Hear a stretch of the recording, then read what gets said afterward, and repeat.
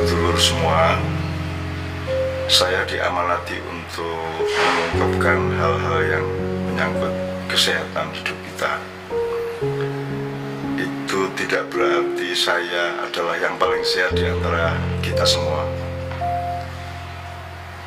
Alhamdulillah, Allah selalu sayang dan memelihara, merawat kesehatan saya sampai umur 64 sekarang. Alhamdulillah. Tapi tidak berarti sayalah yang paling pantas untuk ngomong apa-apa tentang kesehatan. Karena mungkin saja orang yang paling tahu kesehatan adalah orang yang sakit. Jadi tolong, yang penting apa yang diungkapkan, tidak usah dipertimbangkan apakah saya sehat atau sakit. Ini amanat saya jalankan supaya saya tidak ngomong ngawur dan melebar-lebar. Saya bikin catatan sebanyak 11 poin mengenai kesehatan sejauh yang saya ingat ketika menulis ini. Pertama, hidup sehat atau kesehatan hidup itu merupakan gabungan antara kesehatan jiwa, kesehatan badan, dan kesehatan hubungan manusia dengan Tuhan. Gabungan itu artinya dia bersifat dialektis, terkait satu sama lain, serta bersifat komprehensif atau dia saling mendukung satu sama lain di antara unsur-unsur badan atau jasad dengan jiwa atau rohani, dengan posisi hubungan manusia atau makhluk apapun siapapun dengan Tuhan. Itu prinsip dasarnya. Tuhan adalah yang bikin manusia, yang bikin rohani dan jasadnya, serta memberi ketetapan tentang suatu sistem kehidupan yang hasilnya adalah hidup sehat. Oleh karena itu, ketergantungan makhluk untuk sehat atau tidak sehat itu nomor satu adalah pada yang menciptakannya, yaitu Allah SWT. Kedua, oleh karena prinsip dasar seperti itu, maka kesehatan jasad tidak bisa berdiri atau bekerja sendiri. Ia berposisi saling tergantung dengan kesehatan jiwa atau rohani, serta dengan sehatnya hubungan manusia dengan Tuhan dari hari ke hari. Kita tahu ilmu kesehatan modern sangat rajin meneliti dengan seksama hal-hal yang menyangkut kesehatan jasad. Ada juga sedikit ditemukan kaitannya dengan kesehatan psikologi atau psikis, tetapi tidak sampai pada spektrum kesehatan rohani, di mana Tuhan disadari sebagai pangkal ujung sehat dan sakitnya semua makhluk, termasuk kita semua. Khusus untuk mengenali posisi Tuhan, Tuhan itu memiliki hak mutlak atas sehat atau sakitnya apa saja yang Ia ciptakan. Tuhan tidak berpihak kepada sehatnya manusia berdasarkan konsep manusia tentang sehat. Sehat dan sakit menurut Tuhan berbeda atau sangat berbeda, atau bahkan bisa sangat terbalik dibanding sehat dan sakit menurut ilmu kita, menurut keperluan dan kepentingan manusia. Kesehatan di mata Tuhan adalah keberadaan manusia di dalam kepatuhannya kepada kehendaknya. Maka pemahaman atas kesehatan manusia bisa terbalik dari konsep kesehatan menurut Tuhan. Keempat, ada kemungkinan yang mungkin tidak terbatas jumlahnya. Tuhan bisa memberi sakit kepada manusia, tapi fungsinya adalah penyehatan jiwa. Tuhan memberi sakit atau penyakit kepada manusia, maksud atau posisinya bisa saja sebagai ujian, atau pendidikan, atau peringatan, atau mungkin hukuman. Sebaliknya, Tuhan memberi sehat kepada manusia juga bisa merupakan ujian, pendidikan, peringatan, atau hukuman. Jadi sehat dan sakit menurut kita ternyata bisa sangat terbalik dengan sehat dan sakit menurut Tuhan. Tergantung kita bisa menemukan dan latar belakang kenapa Tuhan bikin kita sakit, kenapa Tuhan bikin kita sehat. Sakitnya manusia bisa membuatnya bersikap rendah hati dan sadar ketergantungannya kepada Tuhan. Sementara sehatnya manusia bisa merupakan semacam adab bagi manusia yang membuatnya sombong dan tergelincir hidupnya. serta kelak tiba di Tuhan, tidak dalam posisi yang seperti Tuhan menghendaki ketika Tuhan menciptakan kita semua. Kelima, demikian juga konsep Tuhan tentang hidup dan matinya manusia tidak sama dengan pemahaman kita, dengan pemahaman manusia. Banyak kita alami bahwa sakit berlanjut ke kematian, tapi juga bisa kematian terjadi tanpa sakit sebagai sebab musabab.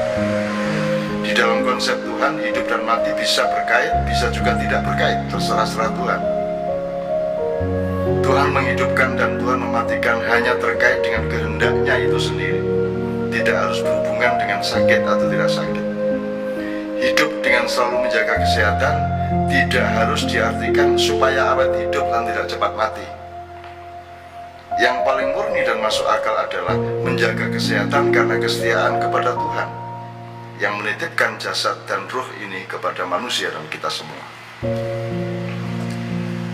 Keenam, manusia mencari dan menemukan amat sedikit dari ilmu kesehatan yang Tuhan maha menguasai keseluruhannya. Manusia wajib berikhtiar merawat kesehatannya, tetapi hakikinya Allah yang mengambil keputusan tentang sehat tidaknya manusia. Manusia wajib menjalani hidup yang sehat, tetapi Tuhan berhak menentukan orang yang merawat kesehatannya diambil nyawanya terlebih dulu dibanding orang yang berlaku seenaknya terhadap kesehatan hidupnya. Itu terserah Tuhan.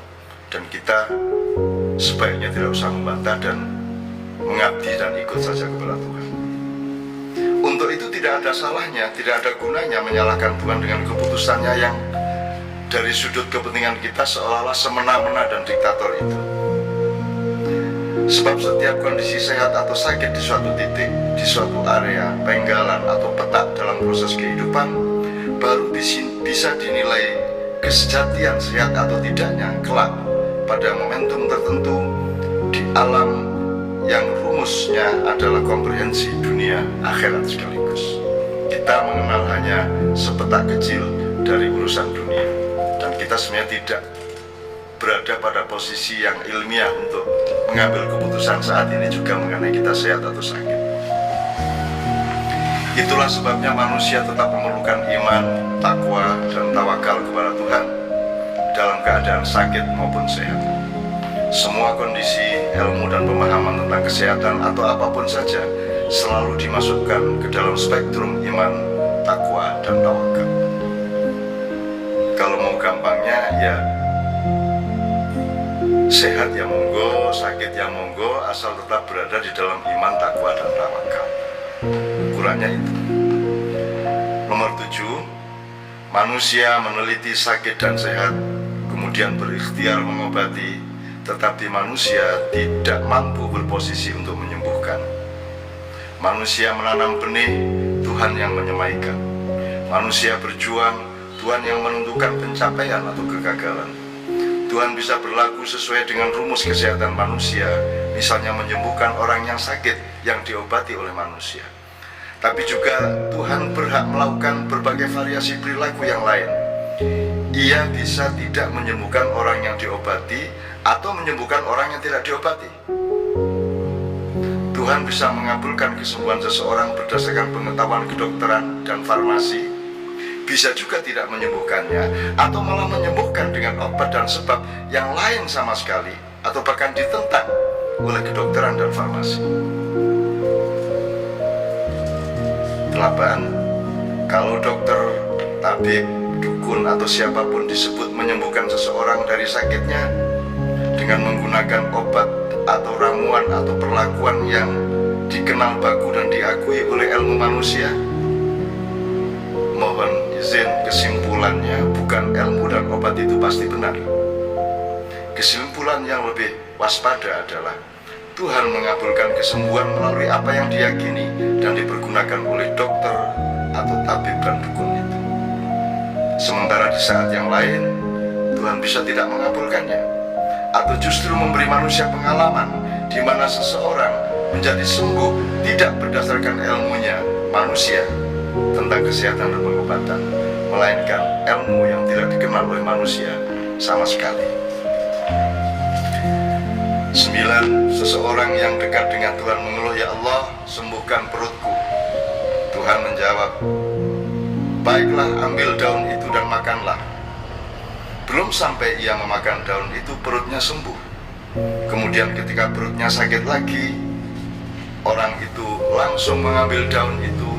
Ternyata perutnya tidak sembuh-sembuh meskipun sudah sekian lembar daun telah ia makan. Orang itu memprotes, "Ya Allah, ketika aku sakit perut, Engkau memerintahkanku untuk menyembuhkan pakai daun itu. Kenapa kali ini tidak sembuh perutku?" Tuhan menjawab, "Waktu sakit yang pertama engkau mengeluh dan minta tolong kepadaku. Tapi yang kedua engkau tidak minta tolong kepadaku, melainkan langsung mengambil daun itu. Maka perutmu tetap sakit, karena daun dan apapun tidak bisa menyembuhkan sakit perut. Dan sakit apapun yang bisa menyembuhkan dan yang berkehendak menyembuhkan adalah kemauan dan kasih sayangku." 10. Oleh karena itu syarat kesehatan hidupnya manusia ada 2 yang sebaiknya kita pilih, meskipun kita bisa saja dibiarkan oleh Tuhan tetap sehat tanpa memilih keduanya. Pertama, memastikan secara permanen dan simultan pemfokusan hati kita kepada Tuhan. Hati kita bertauhid, pikiran kita bertauhid, setiap helaan nafas bertauhid, setiap langkah bertauhid, arah hidup kita bertauhid, pekerjaan kita bertauhid, senang dan susah kita bertauhid, kaya dan miskin kita bertauhid. Yang kedua, berpikir hakiki, berpikir sehat, berpikir jujur, berpikir positif, berpikir kompatibel dengan kemauan Tuhan.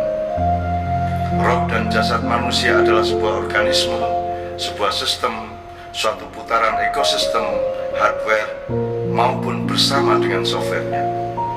Setiap ketidakjujuran rohani, ketidakjujuran hati dan pikiran akan mengubah manajemen ekosistemik di dalam hidup kita, sehingga potensial untuk menjadi destruksi, dismanajemen, kekacauan, dekonstruksi, atau kekacauan atau kerusakan susunan-susunan kerjasama di dalam roh, saraf, dan jiwa kita, termasuk semua unsur jasad kita, sehingga produknya adalah sakit.